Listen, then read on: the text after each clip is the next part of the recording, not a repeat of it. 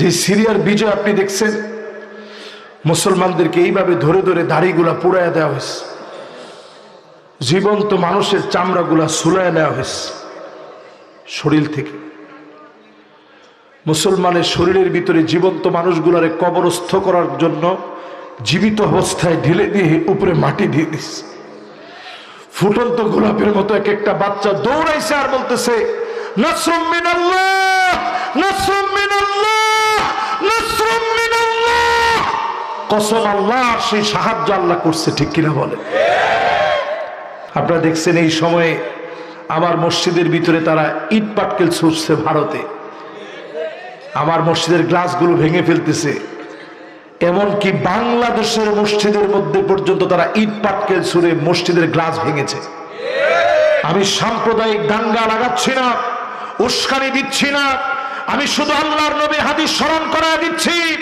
আগামীর দুনিয়া, মুসলমানদের দুনিয়া, ইল্লা আদখালাহুল্লাহু কালিমাতাল ইসলাম, রমরে রমরে কালিমার পতাকা উড়বে উড়বে, কোন জালেম আটকে দিতে পারবে না, পারবে না, পারবে না। এরপরে আল্লাহর নবী শুভ সংবাদ দিলেন, সুম্মা তাকুনু খিলাফাতান আলা মিনহাজি নবুওয়াতিন। আল্লাহ নবীর রেখে যাওয়া দিন ইসলাম আবার বিজয়ী হবে এই জমিনে, ডানে বামে, মাশরিক আর মাগরিবে, পূর্ব আর পশ্চিমে, দিগন্তে দিগন্তে কালেমার পতাকা উড্ডীন হবে। মুসলমানদেরকে যিনি চূড়ান্ত বিজয়ী বানায় দিবেন তিনি কি? আল্লাহু আকবার বলে, জোরে করে আল্লাহু আকবার। প্রথমটা জানি কি? লিল্লাহে তাকবীর। দ্বিতীয়টা কি? লিল্লাহে তাকবীর। তৃতীয়টা কি? লিল্লাহে তাকবীর। চতুর্থটা কি? কয়জনের নাম কইতেছে না, ডাক্তারখানায় রোগী আসছে তো মহিলার, এই যে আমি কই নাই তো, এটা এক ভাই আমার, এই যে ডাক্তারখানায় এক মহিলা আসছে তো উনি জিজ্ঞাসা করতেছে, দেখেন পাশেই বসা, জিজ্ঞাসা করতেছে কি আপনার নাম কি? বুঝছে না, নামের দরকার নাই। কয় নামটা একটু বলেন, অসুবিধা কি? কয় না, আমার ওষুধ দিতে কি আপনার নামের দরকার আছে? কয় না, তারপরে নামটা বলেন, এটা লিখতে হয় না, একটা প্রেসক্রিপশনের নিয়ম আছে তো। কইছে আমার নাম বাপে ভুলে রাখছিল হাসিনা, এখন আমি এই নামটা আর নিতে চাইতেছি, এই জন্য আমার খুব সরল লাগতেছে যে আমি আর নামটা নিতে চাইতেছি না, থাক আপনি আর নামটা লিখেন না।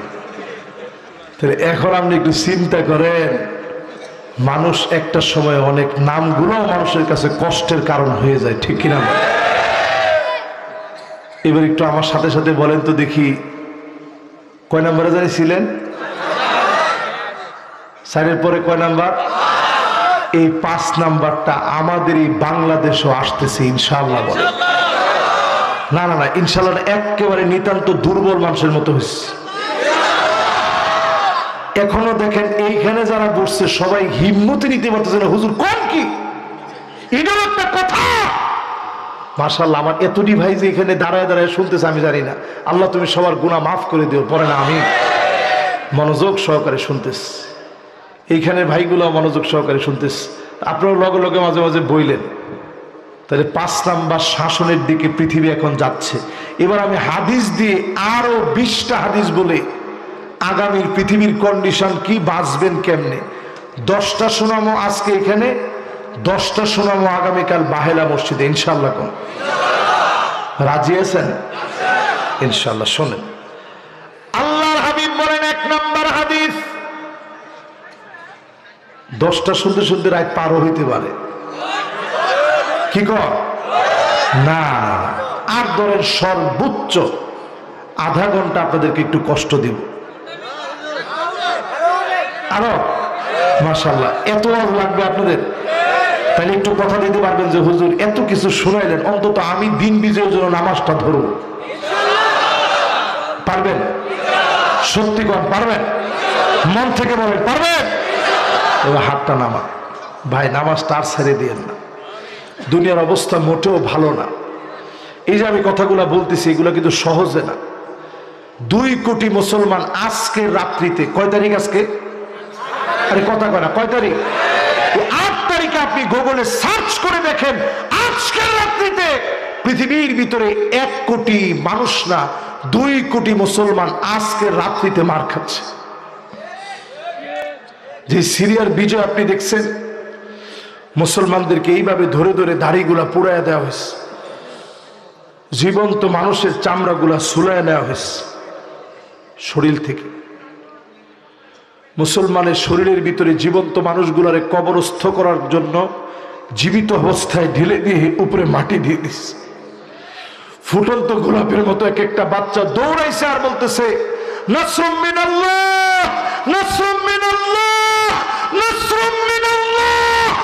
কসম আল্লাহ, সেই সাহায্য আল্লাহ করছে, ঠিক কিনা বলে? আজকের এই পৃথিবীর ভিতরে 20 কোটি মুসলমানের মাথার উপরে ছাদ নাই। মুসলমান শরণার্থী হয়ে গেছে, আরেকজনের জায়গায় আছে।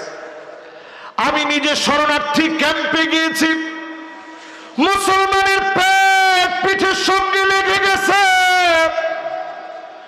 চোখ কুঠুরির ভিতরে ঢুকে গেছে, চিৎকার করে কাঁদতেছে আর বলতেছে নাসরুম মিনাল্লাহি ওয়া ফাতহুন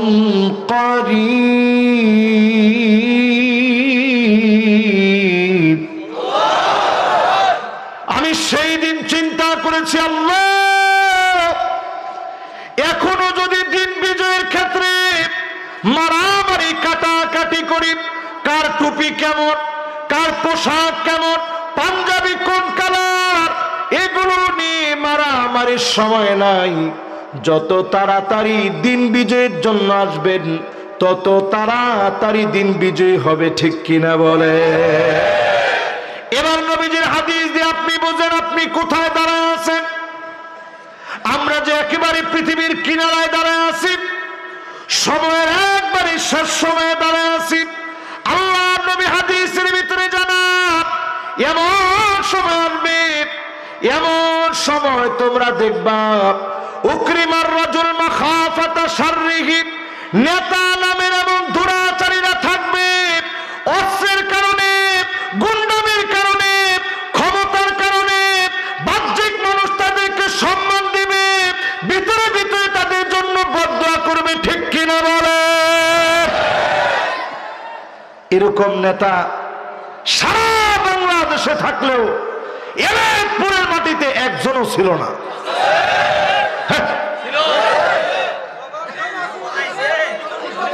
পালাইছে রে, পালাইছে নাকি? ঠিক আছে, এটা আমরা যেমনি কর কোন, তাহলে আপনি এবার একটু চিন্তা করেন, আপনি কোন জায়গায় হাঁটতেছেন।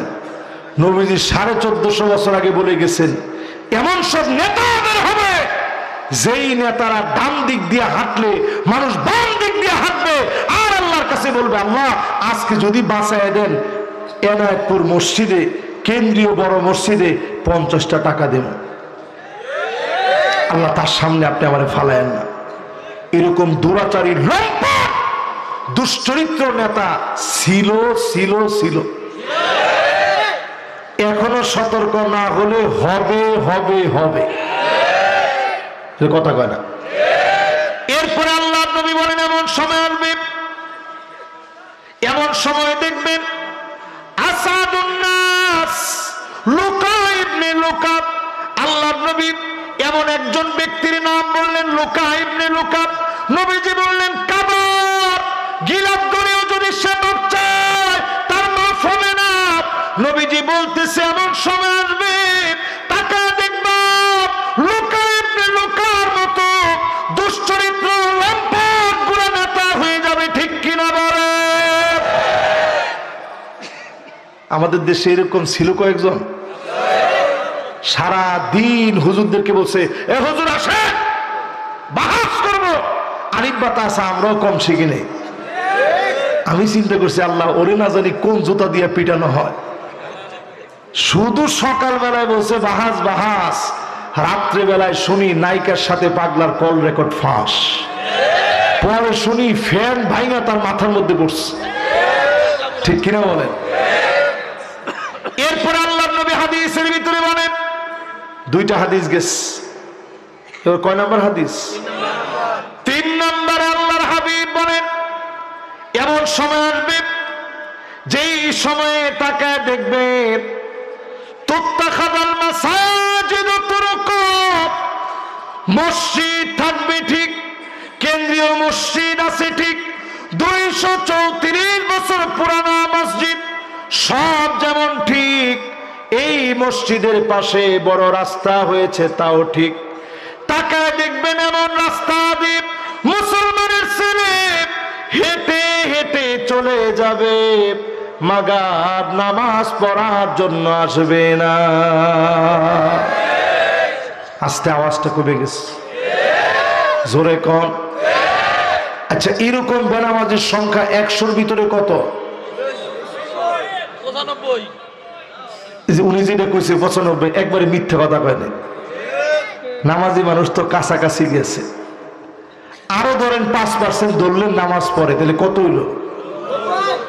90% লোক এই দেশে এখনো নামাজই পড়ে না, খালি জুমার দিন হাজিরা দিতে আসে, যায় নামাজটা এরকম কান্দের মধ্যে লইয়া। ঠিক কিনা বলেন? এরপরে আইসা খতিব সাহেব হুজুর ঠিক যখন আরবি খুতবা শুরু করে তখন উনি আইসেই তখন পাশেরটা কয়, হে বেটা উঠ, আর কত ঘুমাস। এই জন্যই তো খুতবায় তাসির হয় না। খতিব সাহেব কি বলছে আরবিতে আপনি বুঝছেন?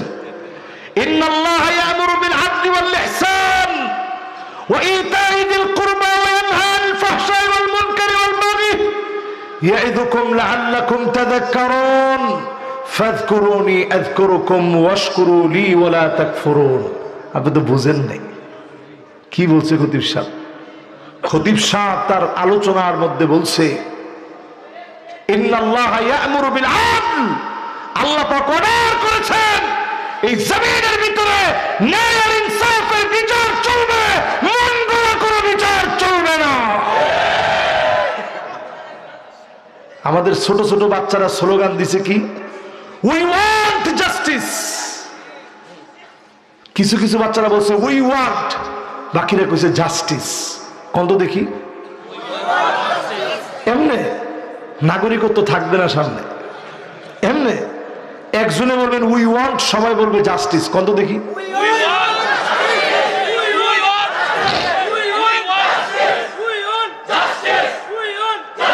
মাশাআল্লাহ। এই যে স্লোগানটা দিছে বাচ্চারা, এই স্লোগান কিন্তু এমনে না, এটা একেবারে আবাবিলের আক্রমণ। যেরকম উই ওয়ান্ট জাস্টিসের আক্রমণ আল্লাহ এরকম বানায় দিয়েছে। ঠিক কিনা বলে? উই ওয়ান্ট জাস্টিস যেই বাচ্চারা বলছে, আমাদের দায়িত্ব হচ্ছে এই দেশকে বোঝায় দেওয়া, ন্যায় আর ইনসাফ যদি প্রতিষ্ঠা করা লাগে, জাস্টিস যদি কায়েম করা লাগে, ইনজাস্টিসকে যদি দূর করা লাগে, এই কিতাবের বিকল্প অন্য কোনো বিচার দিয়ে সম্ভব হবে না। ঠিক কিনা বলে? 53 বছর ধরে অনেক কিছু দেখছেন, সব দেখা যদি মনে করেন শেষ, সামনে হবে আল কোরআনের বাংলাদেশ। আমার সাথে কি আপনারা একমত? তো নামাজ পড়া না ছাইরা, যে বেটা নামাজ নাই ও বেটা জীবনে কোরআনের আইনের দিকে আসবে? হতে কবে যদি কোরআনের আইন চালু হয়, কয়টা না জানি বেতের আঘাত নামাজ ছাড়লে হয়। এক এক ওক্তে যদি 5 বেত করেও হয়, আরে 10টা করে তো বাদ দেন, 5টা করে হইলে তাও তো 25টা। আর যদি আরেকটু টাইট দিয়ে যে না ঠিক আছে, যারা একটু মুরব্বী ওদের জন্য 10টা বেত, তো প্রতিদিন 50টা বেত খাইতে হবে। আমরা চিন্তা করবেন শীত হোক গরম হোক যা হয় হোক, ওযু না থাকুক, নামাজ বাদ দেওয়া যাবে না। আরে কথা কয় না? এরপরে যদি নামাজের নিয়মও না জানেন, তাও আপনি কোন রকম তাকায় হইলো আপনি চিন্তা করেন যে সুবহানাল্লাহ, সেইভাবেই হোক একটু দাঁড়ায় থাকে, ঠিক কিনা বলেন? চোর যে স্টাইলে ঢুকে, প্রথমে মুসল্লির বেশেই ঢুকে, কিন্তু আসলে চোর তো আর মুসল্লি হইতে পারে না, একটু পরে তার আসল রূপটা বের হয়ে আসে, ঠিক কিনা বলে? এই মাহফিলে পরিষ্কার বলি যে মুসলমানের নামাজ নাই, ওই মুসলমান আসলে মুসলমানই হতে পারে নাই, ঠিক কিনা বলে? একটা বেনামাজি আল্লাহর কাছে মদখোরের চাইতে খারাপ, জেনাকারের চাইতে খারাপ। মদখোর আল্লাহর কাছে যতটা না নিকৃষ্ট, এর চাইতে বেনামাজি আল্লাহর কাছে বহু বহু গুণ নিকৃষ্ট, ঠিক কিনা বলে? কিন্তু যদি এনায়েতপুরে যদি মদ খায়া লোকেরা মারা যায়, হায় হায় হায় কি লজ্জার কথা, সি সি সি সি সি সি সি সি, অমুক বাড়ির লোকটা মদ খায়া মরছে। কিন্তু এই যে প্রত্যেক দিন মানুষ বেনামাজিটি মরতেছে, জানাজার নামাজ পড়ানোর আগে আবার আপনার দ্বারা এখন কেমন ছিল, মানুষে কয় যে একটু কবরে গিয়া দেখ কেমন ছিলি, একটু পরে বুঝবি, বেশিক্ষণ লাগতো না, মাটি দিয়া কয়েক মন মাটি যখন তোমার উপরে চাপা দেওয়া হবে, এরপরেই তুমি বুঝবা তুমি কেমন ছিলা, ঠিক কিনা বলে? আজ থেকে নিয়ত করেন নামাজ পড়বেন, নূর ওয়া বুরহানুন ওয়া নাজাত। লোকটা তাকায়া থাকবে, কে গো তুমি? ছেলে রেখে আসলাম, মেয়ে রেখে আসলাম, স্ত্রী রেখে আসলাম, সব আপন বন্ধু বান্ধব রেখে আসলাম, কে গো তুমি? কবরের ভিতরে দাঁড়ায় গেলাম, নামাজ পড়বে, নূর ওয়া বুরহানুন ওয়া নাজাত।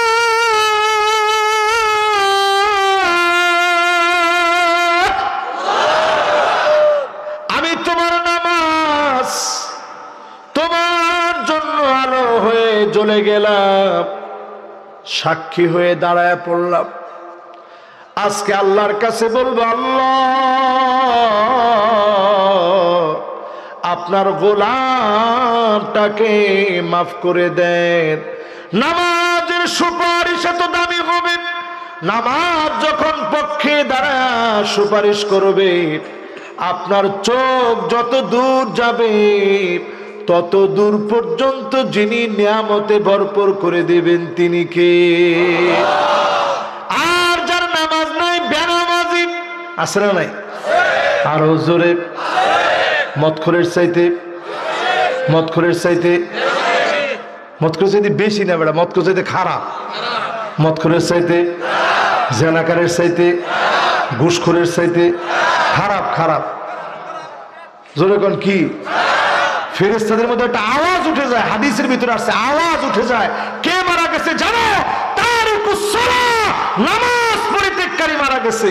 নামাজ নামাজ নামাজ, এমনি ইন্তেকালের আগে নবীজি নামাজ নামাজ করে গেছেন, এমনি না।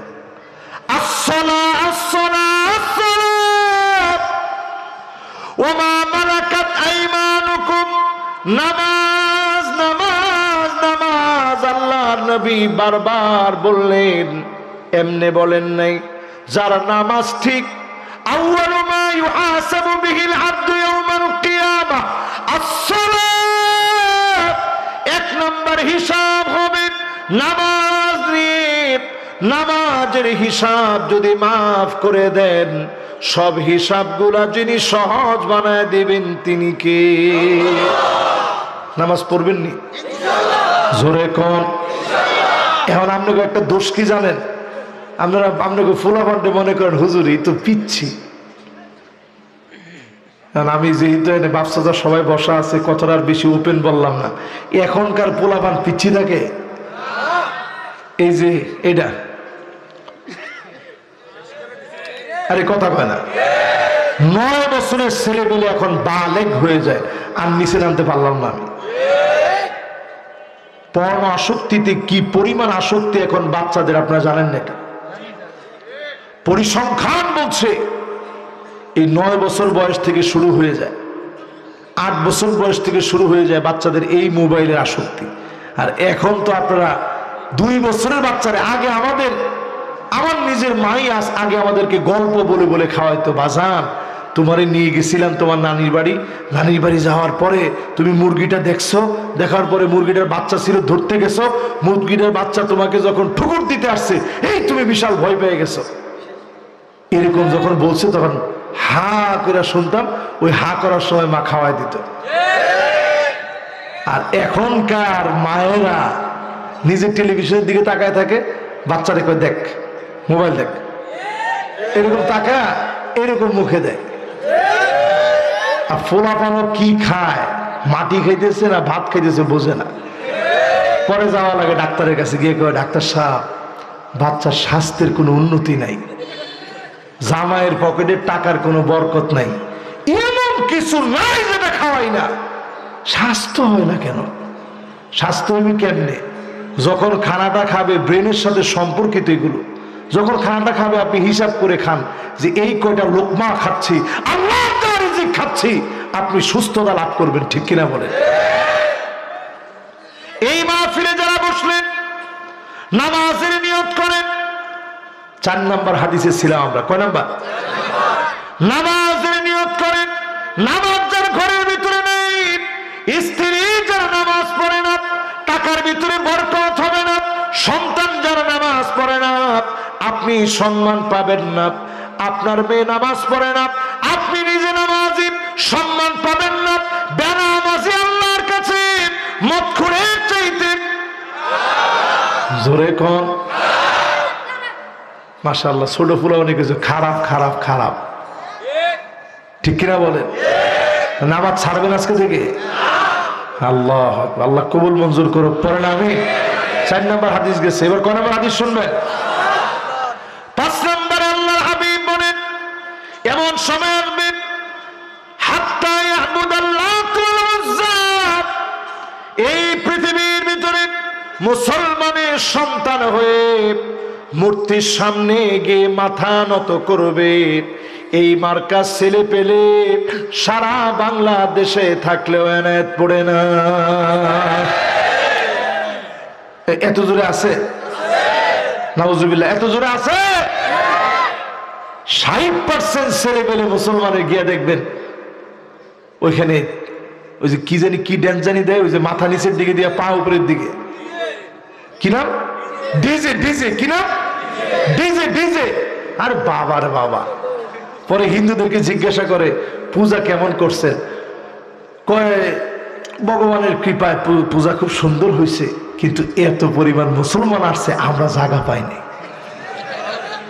হাইরে মুসলমান, মায়ের যে 16 বছর হয়েছে, এই মায়ের 32 বছর হওয়া দরকার ছিল। চিন্তা করেন মুসলমান কতটা নির্লজ্জ বেহায়া হলে মুসলমানের ছেলে পূজায় গিয়ে নাচতে পারে। আমি পূজার জন্য পৃথিবীতে আসি নাই। আজকে তাকায় দেখেন, আমার ভাই সাইফুল ইসলাম আলিফকে তারা শহীদ করে দিচ্ছে। আমরা তাদের মন্দির পাহারা দিয়েছি, তাদের মন্দির আমরা পাহারা দিচ্ছি, এই দায়িত্ব আমাদের না। মন্দির পাহারা দেওয়ার দায়িত্ব আমাদের না, তাও আমরা পাহারা দিচ্ছি যাতে করে বহিঃশত্রুর আক্রমণ থেকে দেশ বাঁচে। আপনি কিছুই করেন নাই, তারপরেও দেখবেন দোষ আপনার কান্দে। এই দোষ যেন আপনার কান্দে দিতে না পারে, এজন্য আমরা নিজেরা দায়িত্ব নিয়েছি, মন্দির পাহারা দিয়েছি, ওইগুলোর রেজাল্ট আমরা পেয়েছি। সাইফুল ইসলাম আলিফের মতো আমার অ্যাডভোকেটকে আমরা হারিয়ে ফেলেছি। এই মাহফিল থেকে পরিষ্কার বলবো, কারো কাছে দেশকে আমরা ইজারা দেই নাই, বর্গা দেই নাই, কারো রক্তচক্ষু আমরা পূর্ণ করি না।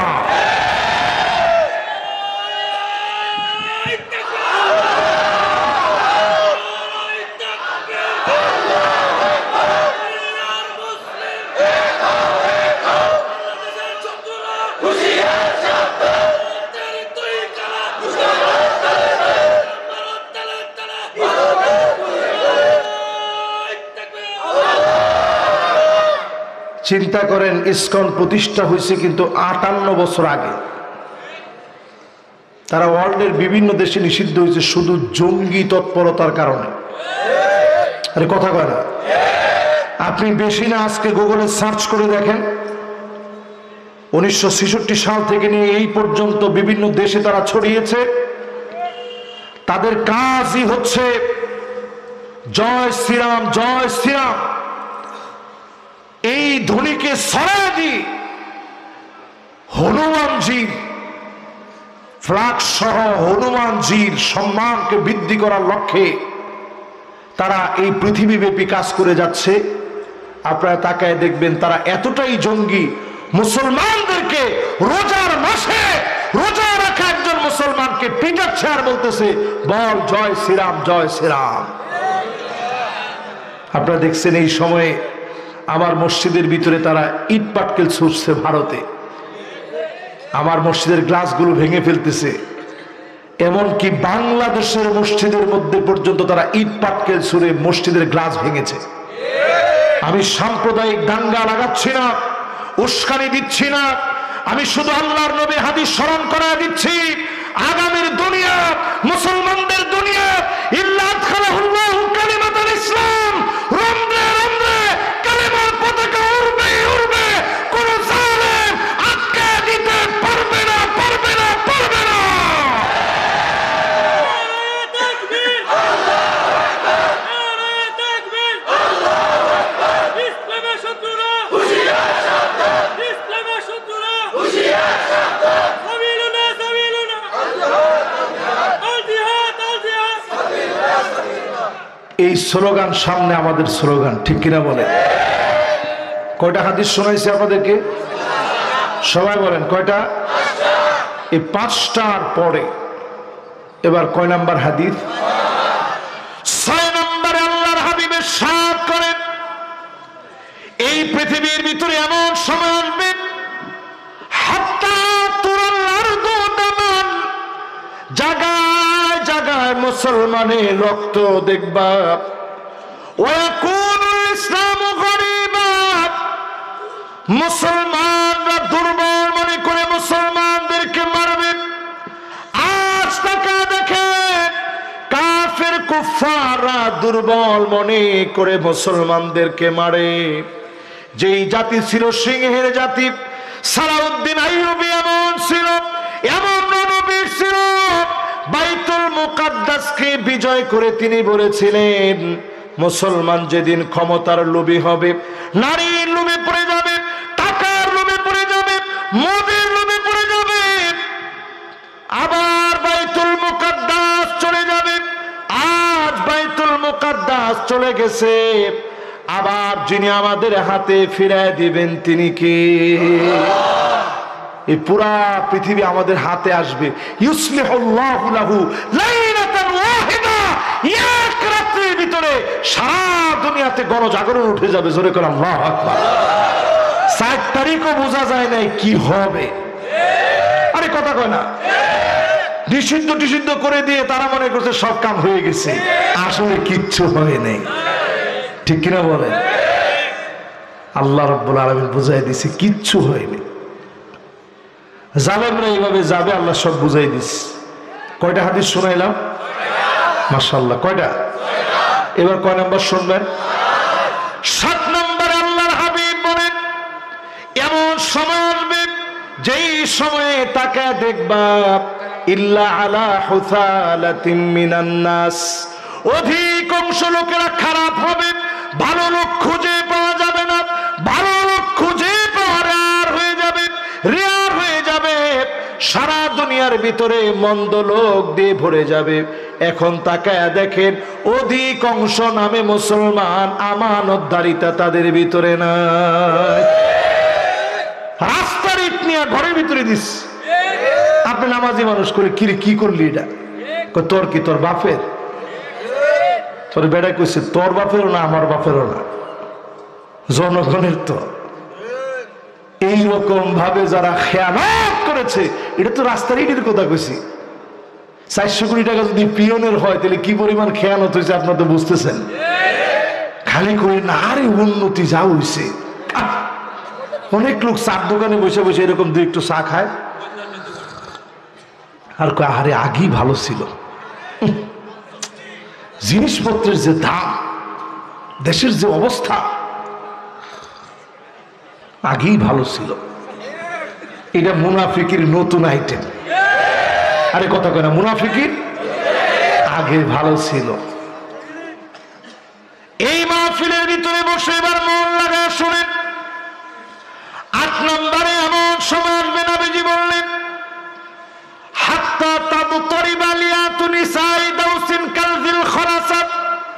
যিল খরাসা নামক মেলার ভিতরে মক্কায় সেই সময়ে নাচ গান হতো, মহিলারা উলঙ্গ ভাবে ড্যান্স দিত, সামান্য পোশাক পরে ড্যান্স দিত। আল্লাহ নবী বললেন এমন সময় আমার উম্মতের ভিতরে আসবে নিতম্ব নাচার, পিছনের অংশ নাচার, মহিলারা নাচবে, নাচ গান করবে, ড্যান্স দিবে, মেলায় যাবে। এখন মিলায় বলেন এমন দিন আমার দেশে এখনো আসে না।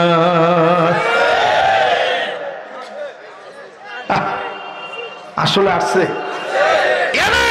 মাটির ভিতরে 30 বছর পিছনে যান, কোন একটা স্কুলের অনুষ্ঠানে যদি কারো মেয়েরে যদি রূপবানে নাচে কোমর দোলায়া, এইরকম কোন গানের মধ্যে যদি কোনো মেয়েরে নাচাইতো, ওই মেয়ের বাপ এসে বলতো এত বড় সাহস তোমারে কে দিয়েছে, কেন আমার মেয়েকে তুমি নাচাইলা?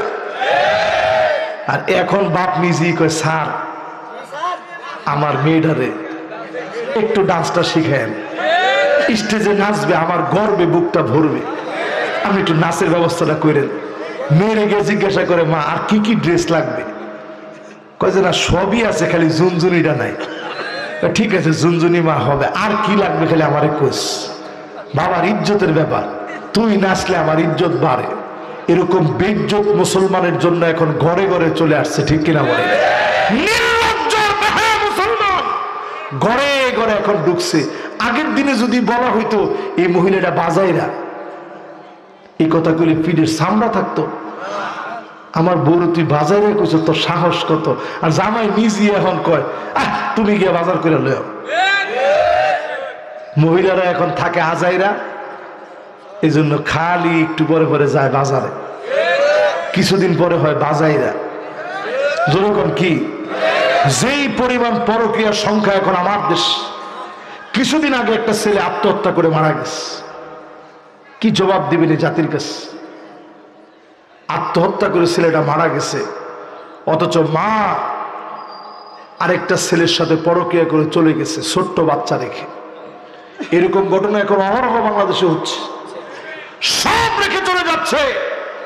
এর কারণ হচ্ছে শুধুমাত্র মহিলার দোষ দিলে চলবে না। এই পৃথিবীর ভিতরে এখন দাজ্জালের একটা বলয় চলতেছে। জোরে কোন কি চলতেছে? এই বলয়ের ভিতরে যখন মুসলমান ঢুকছে, নারীদের ভিতরে এখন স্টার জলসা, জি বাংলা, স্টার প্লাস দেখতে দেখতে এখন ঢুকে গেছে। আর না না সব আমার নামে লিখে দাও, তোমার মা বাপকে তুমি 1 টাকা দিতে পারবা না। মান না না বারবার বলে আহারে কি বুঝাপ পাই বিয়া দিস, আমি দেখে তোমার ভাত খেয়ে গেলাম, অন্য মহিলা হলে পোলাও খেত, এরকম কয়। এরপরে দেখবেন হান্না, এটা কোনটা? সারাদিন কষ্ট করে আসছেন, বসছেন, বউ একটু 1 গ্লাস পানি দিও তো।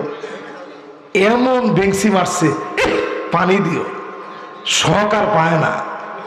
আপনি চিন্তা করছেন যে ধরো দুষ্টামি করলাম, পিপাসাই লাগে না। এখানে যারা মুরব্বী আছে এরা চিন্তা করছে হুজুর এগুলো কি কর, পানি দিবে। অজু করে বের হয়েছি গামছাটা নিয়ে, তাও কে নেয় পুরের গামছা, এরকম সরস গামছাটা নিয়ে এরকম বউ দাঁড়ায় থাকতো। নেন অজু করে আসছেন, একটু পানিটা মুছেন। এই কথা ওয়াজ করার পরে মহিলারা কইব যে হুজুরে কি কইলি হইল, এরকম গামছা নিয়ে দাঁড়ায় থাকতে হবে, এটা কি ফরজ না সুন্নত? আরে মা এটা ফরজ সুন্নত চিন্তা করেন না। এই যে আপনি দাঁড়ায় ছিলেন, জামাইটা মসজিদে যাবে আর আপনার জন্য দোয়া করতে করতে যাবে, আহা আল্লাহ কি বউ তুমি দিছো আমারে। গামছাটা নিয়ে দাঁড়ায় থাকে, ফাহুয়া হাযুহু।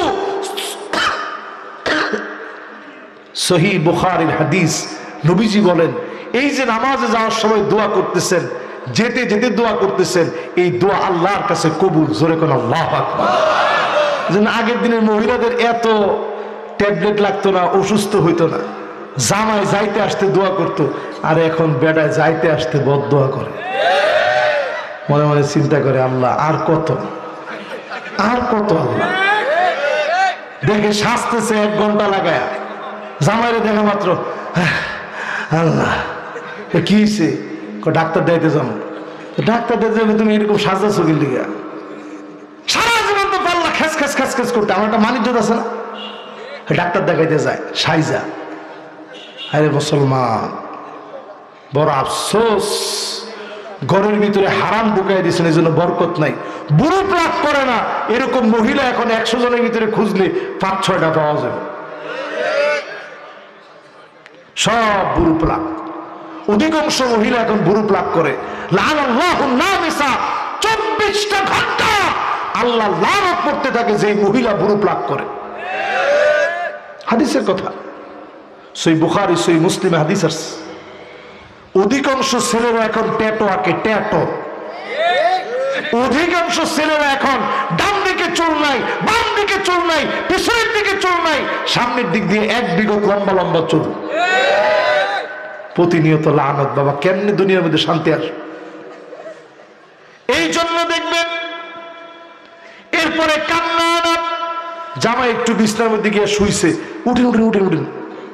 কে উঠবো? কে কইছে বিছনাটা ঝাড়া দিল। আমি বলি ঠিক আছে, আচ্ছা ঝাড়া দেও। মাত্র শুইলাম, আইসা কষ্ট করে সোফার মধ্যে আইসা বসছেন, আইসা বসার সাথে সাথে বলে উঠেন উঠেন উঠেন। কিসে? কইছে সোফার কাভারটা চেঞ্জ করুন। তা আপনি চিন্তা করছেন, আল্লাহ রে, বইয়েও শান্তি নাই, শুয়েও শান্তি নাই, যা বাইরেই চলে যায়। এরপরে দেখবেন এমন সময় আসবে, কিছু একটা কিনে আনছেন, দেখা সাথে সাথে বলবে আহারে আপনার চয়েস এত খারাপ।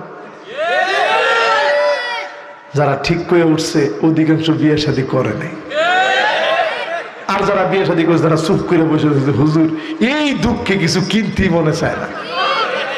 কিনার সময় আর কোন দোয়া মনে না পড়লো, এই দোয়া মনে পড়ে, লা ইলাহা ইল্লা আনতা সুবহানাকা ইন্নী কুনতু মিনাজ জালিমিন, লা ইলাহা ইল্লা আনতা সুবহানাকা ইন্নী কুনতু মিনাজ জালিমিন।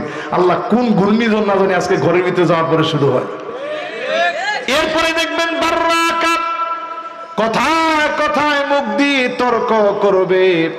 এমন মহিলা সারা বাংলাদেশে থাকলেও এনায়েত পড়ে না। কি আছে? সিরাজগঞ্জের মহিলাদের ভিতরে এই বৈশিষ্ট্যই নেই। এরপরে দেখবেন বাররাকা, এমন মহিলা বের হবে, শুধুমাত্র তর্কই করবে না, স্বামীর গায়ে হাত তুলতে পর্যন্ত দেরি করবে না। এমন মহিলা সারা বাংলাদেশে থাকলেও এখানে না। মাঝে মাঝে জামাই বউয়ের পায়ে দুইরা করে মাফ চাই, মানলে আমি মার, দরজাটা খুলিস না। একটু চিন্তা করে দেখেন দুনিয়া কোন দিকে গেছে। এই যে যা যা কইলাম এগুলো কি মিলে?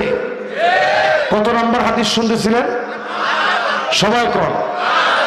এবার 9 নম্বর আল্লাহর হাবিব বলেন, এমন সময় আসবে যেই সময় নজর করে দেখবেন কবরের সামনে দিয়ে মানুষ যাবে, ডাক মেরে আল্লাহকে বলবে, ইয়া লাইতানি মাকানা, ও আল্লাহ আপনি আমারও কবর নিয়ে যান। ফিলিস্তিনের দিকে তাকায় দেখেন, এতদিন ধরে সিরিয়ার দিকে তাকায় দেখেন, আমার বাংলাদেশে 16টা বছরের দিকে তাকায় দেখেন, ঘরের ভিতরে ঘুমাইতে পারে নাই, সন্তানকে আদর করতে পারে নাই, চাকরির জায়গায় যাইতে পারে নাই, ব্যবসা প্রতিষ্ঠানে বসতে পারে নাই। প্রায় সময় কবরের সামনে গেলে মনে হতো আল্লাহ দুনিয়া বড় কঠিন মনে হচ্ছে, আল্লাহ আপনি আপনার কাছে নিয়ে নেন, ঠিক কিনা বলে? মিলে মিলে কত নম্বর সবাই বলেন? ক নম্বর? এবার 10 নম্বর হাদিস শোনেন। মাশাআল্লাহ, কই যান আপনারা? খারাপ বাবা, দর পিছিয়ে থারা। ও ও ও আচ্ছা আচ্ছা, মাল সামানা সব লয়ে চলে যেতেছেন না? ও ও তাবারক মাশাআল্লাহ লিল্লাহি তাকবীর। আসলে আনতেছে খিচুড়ি, কইছে তাবারক। হ্যাঁ না না, খিচুড়ি তাবারক হলো কেমন এটা আপনি জানেন? কমইরা এত ওয়াজ আজকে একদিনে করা যাবে? তাহলে শুনেন খিচুড়ি তাবারক হলো কেমনে, শুনবেন? অনেক মানুষের জন্য যখন একটা খাবার পাকানো হয়, রাসূল এই খাবার খাওয়াটাতে খুব পছন্দ করতেন। এটা একটা বরকতের খাবার, জোরে কোন আল্লাহু আকবার। আসলে ছিল চাল ডাল দিয়ে একটুখানি খিচুড়ি, কিন্তু অনেক মানুষের জন্য পাকশাক হয়েছে। এটা একটা বরকতপূর্ণ খাবার হয়ে গেছে, জোরে কোন আল্লাহু আকবার। আজকে এখানে বসে বসে খাবেন এবং দেখবেন কি মজা লাগে। 10 নম্বর হাদিসটা বলি, মাশাআল্লাহ মনোযোগ আছে মাশাআল্লাহ। আমার কাছ থেকে এমনও মানুষ অন্য কিছু শুনতে চায় না, যে হুজুর এটা হাদিসের কথা বলেন। সুবহানাল্লাহ বিহামদিহি, আল্লাহু আকবার। আপনার অনেক শুকরিয়া, উনি আমার স্মরণ করাই দিয়েছে যে হুজুর হাদিসটা কোন শুনি, কারণ হায়াত কতক্ষণ পাই কে জানে। একটা হাদিস যদি বেশি বলে যদি মরতে পারি তাও তো জীবনটা ধন্য, ঠিক না ভাই? এবার 10 নম্বর হাদিসটা শুনে। আল্লাহর হাবিবের সাথ করেন এমন সময় আসবে হাত্তা ইয়াতাবাহান নাসু বিল মাসাজিদ, মসজিদে মসজিদে দ্বন্দ্ব শুরু হয়ে যাবে, মারামারি শুরু হবে, এলাকা এলাকায় বাদ বিতণ্ডা লেগে, টাকার দ্বন্দ্বে, ক্ষমতার দ্বন্দ্বে, শুধুমাত্র নিজের প্রভাব প্রতিপত্তি জাহের করার জন্য আরেকটা নতুন মসজিদ মানুষ বানায় ফেলবে। মাশাআল্লাহ, এটা একেবারেই কম। না না, এটাও কি আছে নাকি? এরকম কথাটা কইতে পারলেন, এটাও আছে। জায়গায় জায়গায় মানুষ মসজিদ বানায় শুধুমাত্র দলাদলি, মারামারি, আর খতিবকে খতিব সাহেব থামেন, এরকম একটু সভাপতি পদ নেওয়ার জন্য অনেকে টাকা দিয়ে হলেও মসজিদের পদ লাগবে, 5 লাখ খরচ করে মসজিদের পদটা আমার লাগবে। এরকম লোক আছে না নাই? জীবনে নামাজের খবর নাই। মসজিদের সভাপতি যিনি হবে উনি নামাজি আল্লাহওয়ালা ব্যক্তি হবে, না বলে মসজিদের সভাপতি হয় কেমনে? যে লোকের নিজের নামাজের খবর নাই সে সভাপতি হয় কেমনে? এরপরে দেখা যায় মসজিদের হালত কি, বরকত নাই তো। মসজিদের হালত কি, মাগরিবের সময় মসজিদের মুসল্লি মাত্র 2 জন, ইমাম সাহেব আর মুয়াজ্জিন সাহেব। তখন ইমাম সাহেব কয় একটু দাঁড়ান, মুয়াজ্জিন সাহেব আগে একামতটা দিয়েন না, দিয়ে একটা লোক পাওয়া যায় কিনা। ইমাম সাহেব নিজে ডাক দেয়, দেখতেছে একজন লোক যাচ্ছে, একজন ইয়ং জেনারেশন হেঁটে যাচ্ছে, ডাক দিছে, ও বাজান আর নামাজ যান। কয় না, ওই যে জিন্সের প্যান্ট পরা। আরে কথা কয় না। মুসলমান একটু হিসাব করে দেখেন, আপনার জিন্সের প্যান্ট জীবনের কত অক্ত নামাজ খাইছে। পরে জিজ্ঞেস হুজুরে যে কি হয়েছে, অসুবিধা কি, জিন্সের প্যান্ট দিয়ে কি হয়েছে? কয় না, পেশাব করে পানি লইতে পারিনি। পরে ইমাম সাহেব বলছে ঠিক আছে অসুবিধা নেই, একটু পানি ছিটা দিয়ে নেন, তাও নামাজে আসেন। কয় না, মনটা ঠিক নেই, প্যান্টটাও ঠিক নেই, মনটাও ঠিক নেই। তখন মনটা টান দিয়ে যেমনি হোক ধুইরে টুইরে নিয়ে কোনো রকম মসজিদে একটু আসেন। আমরা 2টা লোক তো আরেকজন হইলে কোরআনটা পূর্ণ হইতো, আমরা পুরোপুরি জামাতের সবটা পাইতাম। কয় না দোষ, এত বেশি করেন না, ইমাম সাহেবরাই ভালো না, এই মোল্লাগুলো সবচেয়ে খারাপ, এই জন্য নামাজ পড়ি না। তুমি কয় নম্বরের ভালো মানুষ, তুমি নামাজ পড়ো না। এই জন্য আজকে থেকে নিয়ত করেন এই মাহফিলের সফলতা যেন একদূর হয়। আজকে রাত্রে নামাজ না পড়ে আমি ঘুমাবো না, নামাজ পড়ে ঘুমাবো ইনশাল্লাহ। আমরা বাংলাদেশে যারা বসছি আসছি, প্রতিদিন রাত্রি মাহফিল হচ্ছে, সারা ওয়ার্ল্ডের ভিতরে কনসার্ট হয়, মাহফিল হয় না। আমাদের দেশে মাহফিল হয়। আমাদের দেশ সারা ওয়ার্ল্ডের জন্য রোল মডেল অ্যাপ্লাই করেছে। তাকায় দেখেন, যেইভাবে আমার দেশ থেকে স্বৈরাচার পালিয়েছে, কয়েকটা দিন যেতে না যেতেই সিরিয়ার ভিতরে একই কায়দায় পালাইছে, ঠিক কিনা বলে? বাংলাদেশ কিন্তু সামনে রোল মডেল অ্যাপ্লাই করবে। এবং এই রোল মডেল অ্যাপ্লাই করার ক্ষেত্রে আপনি যেন পিছায় না থাকেন। আমি আরেকটা হাদিস বলেই আমি আমার আলোচনার ইতি টানবো। শেষ হাদিসটা মনোযোগ সহকারে শুনেন। ও লম্বা করে ধর, সুবহানাল্লাহ সুবহানাল্লাহ। তাহলে হাদিসটি লম্বা করে ধরি, কি বলেন? ঠিক আছে, মাশাআল্লাহ। দেখেন কাজী হুজুর, হ্যাঁ ও ঘুমাইছে কে কে? না না না, ঘুম তো দুই একজনের ধরছে দেখি। ঘুমাইছেন কে দেখি? যে ঘুমাইছেন টান টান করে হাতটা উঠান। মাশাআল্লাহ, একজন দুইজন তিনজন চারজন। আর কারো কি ঘুম আছে? ঘুম নাই তো সবার? এবার সবাই মনোযোগ দিয়ে শোনেন, শেষ হাদিসটা শোনাই। আল্লাহ পাক কোরআনুল কারীমের ভিতরে জানিয়ে দিলেন, কুল হুয়াল কাদিরু আলা আইয়াবআসা আলাইকুম আযাবাম মিন ফাওকিকুম। এই কথা কার কথা? হাফেজ সাহেবরা কোন? এই আয়াত আসেনি? মাশাআল্লাহ, হাফেজ সাহেবরা কোন আছে?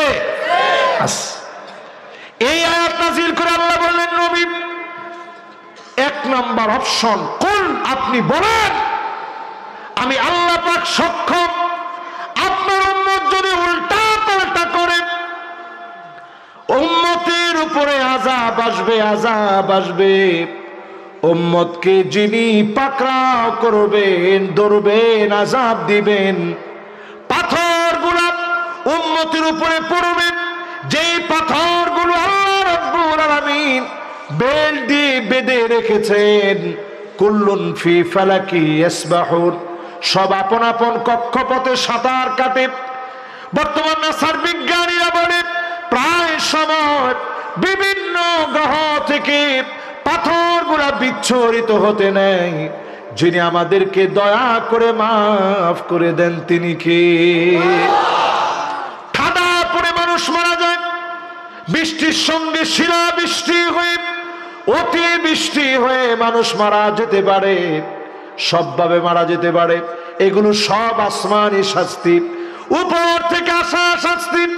এই আয়াত যখন নাজিল হয়েছে, হাদিসের মধ্যে আসছে নবীজি কান্না শুরু করলেন, আল্লাহর কাছে বললেন, আউযু বিওয়াজহি, আল্লাহ আপনার কাছে পানাহ চাই, উম্মতকে এইভাবে মেরে ফেলে দিন না, উম্মতকে শেষ করে দিন না।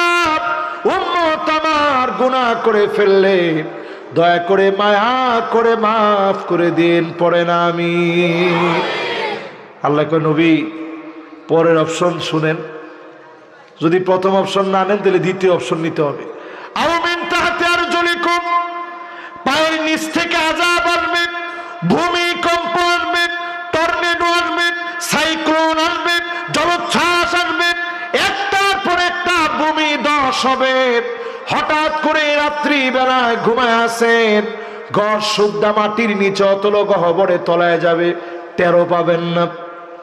বাংলাদেশের ঠাকুরগাঁয়ে বিরাট একটা জায়গা নিয়ে 35টা ঘর, লালমনির হাটেও 35টা ঘর এরকম মাটির নিচে ঢুকে গেছে। ঠাকুরগাঁয়ে ঢুকে গেছে, বগুড়ায় একটা পুকুরের পানি হঠাৎ নাই হয়ে গেছে। এগুলোর ভূমিধস বলে। জোরে কোন কি? এগুলো সব আল্লাহর তরফ থেকে আযাব। এই কথা নবীজি যখন শুনলেন, আল্লাহ পাককে বললেন, ও আল্লাহ মেহেরবানি করে মাফ করেন, নিজ দিক থেকে আযাব দিয়ে ধ্বংস করে দিন না। এবার আমার মালিক 3 নাম্বার অপশন নবীজিকে দিলেন। আগের 2টা নবীজি আল্লাহর কাছে মাফ চেয়েছেন, 3 নাম্বারে আল্লাহ রাব্বুল আলামিন বললেন, আউয়ালবিসাকুম শিয়াব ওয়া ইউযীকা বা'দুকুম বাসাবাত। ও নবী, আপনার উম্মতের জন্য দলাদলি, মারামারি, হিংসা হিংসি, কাটাকাটি সবগুলোকে পোশাক বানায় দেওয়া হবে। কাপড় যেমন গায়ের সঙ্গে লাগায় রাখে, আপনার উম্মত মারামারিকে গায়ের সঙ্গে লাগায় রাখবে। 3 নাম্বারটা যখন দিছে নবীজি কি কয়? আল্লাহ এটা তো অন্তত আগের দুইটার চেয়ে সহজ, আসমানতেও আসলো না, জমিনের নিচ থেকেও আসলো না, ভাই ভাই আর কতক্ষণ মারামারি করবে, একটু পরে তো ঠিক হয়ে যাবে। এই মাহফিল থেকে বলি 53টা বছর আমরা বিভক্ত ছিলাম, আর কোনো বিভক্তি দেখতে চাই না, ঠিক কিনা বলে? কার টুপির কি রং, কার জামার কি রং, এগুলো সব ভুলে যান। সব ভুলে গিয়ে আমরা সবাই মিলে এই জমিনে দিন কায়েম করতে চাই, ঠিক কিনা বলে? এটা এখন আমাদের দায়িত্ব, এবং এই দায়িত্বটা আমাদের উপরে নফল, সুন্নত না মুস্তাহাব পর্যায়ের মনে হয়? ফরজ। সবাই কয় না ফরজ। আপনি কয়দিন এই ফরজের জন্য কাজ করছেন? নামাজ পড়ছেন, রোজা রাখছেন, হজ করছেন, যাকাত দিচ্ছেন, কয়দিন আপনি এই ফরজটা আদায় করছেন? কোন মাশাআল্লাহ, ছোট একজন বাচ্চা কইছে, হুজুর আমার তো এখনো বয়স হয় না, নাবালেগ মানুষ, আমি একদিনই করি নাই। আপনারা যারা বয়স্ক আছেন, এত বাচ্চা মানুষ এত কইছে, আপনারা যারা বয়স্ক আছেন কয়দিন করছেন? মাশাআল্লাহ। এবার একটা হাদিস শোনেন, পরিষ্কার হাদিস, কইছিলাম এটা শেষ হাদিস, তারপর আরেকটা হাদিস বলি। মানিক বাররাত কাদামাহু ফি সাবিলিল্লাহ, নবীজি বলছেন তোমার পা যদি ইসলাম বিজয়ের জন্য দুরায় মলিন হয়, পায়ের ভিতরে দুরা লাগে, বালি লাগে, হারামাহুল্লাহু আলাইহিন নার। সহিহ হাদিসে আল্লাহর হাবিব বলেন, যেই পা দিন বিজয়ের জন্য দুরায় মলিন হয়ে যায়, পায়ের জুতার ভিতরে দুরা লেগেছে, পায়ের ভিতরে ধুলা লেগেছে, চেহারার ভিতরে ধুলা লেগেছে, ওই চেহারার মানুষের জন্য জাহান্নামের আগুন হারাম হয়ে যাবে। কি মনে করেন মিয়া? আরেকটা হাদিস শুনেন, বোনাস। মান শাবা শাইবাতান ফিল ইসলাম হারামাহুল্লাহু আলাইহিন নার। আপনি বৃদ্ধ হয়ে গেছেন দিনের কাজ করতে গিয়ে।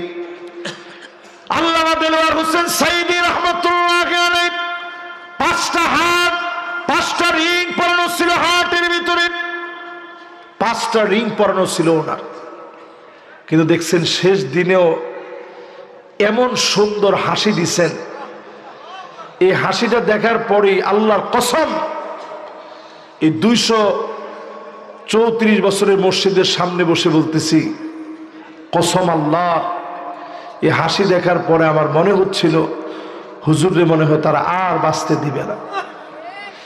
এবং ওই দিনই মাগরিবের নামাজ পড়ে আসছি, আমার ভিতরে কেমন একটা জ্বালা তৈরি হয়ে গেছে, অস্থির অস্থির লাগতেছে, আমি শুয়ে পড়ছি, হঠাৎ একটা ভূমিকম্পের প্রকম্পন অনুভূত হলো। আমার কাছে মনে হয়েছে হুজুর মনে হয় আর নাই। তাড়াতাড়ি করে আমি যখন মোবাইলটা হাতে নিলাম, দেখি একটার পর একটা কল আসতেছে, একটার পর একটা কল আসতেছে। কলগুলো দেখার পরে আমি বুঝে ফেললাম আমার আর মাথা ঠিক নেই, যে আরে হুজুর তো মনে হয় দুনিয়াতে নাই। সেখান থেকে হসপিটালে দৌড়ে গেলাম, হাজার হাজার মানুষ, জানাজাটাও পড়তে দেয় নাই। ওনার বাসায় গেলাম, অন্তত মনে মনে চিন্তা হইল একটাবার জীবনের শেষবারের মতো যদি একটু দেখতে পারতাম। বাসায় দৌড়ে গেছি যে এই জায়গায় তো অন্তত নিয়ে আসবে, ওনার সন্তানরা আছে, ওনার স্ত্রী আছে, শেষবারের মতো দেখে দিবে। জালেমরা শেষবারের মতো দেখতেও দেয় নাই, ঠিক কিনা বলে? পিরোজপুর গিয়েছি,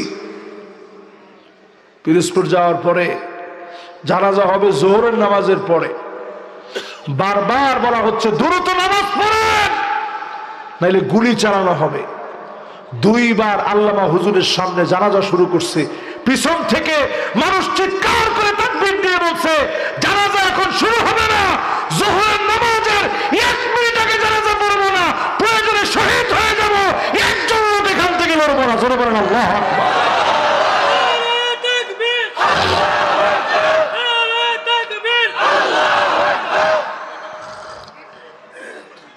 এটা একটা চেতনার নাম, উনি স্মরণীয় হয়ে আস। জালেমরা মুছে গেছে, আমাদের কবরের উপরে নাম তারা লিখতে দেয় নাই। আমাদের মীর কাসেম আলী আলাইহির রহমা, ওনার বাড়িতে আমি মাহফিল করতে গেছি, আমি ওই দিকে শুধু ফিরে দোয়া করতেছিলাম, এমনি দাঁড়ায় দাঁড়ায় মনের অজান্তে চোখে পানি আসছে, দোয়া করতেছি। পুলিশ এসে আমারে বলতেছে, হুজুর ওই দিকে তাকায়নি না।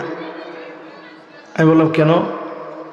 কইছে না হুজুর, কেনর কোনো উত্তর নাই, ওইদিকে তাকায়েন না, ঝামেলা আছে।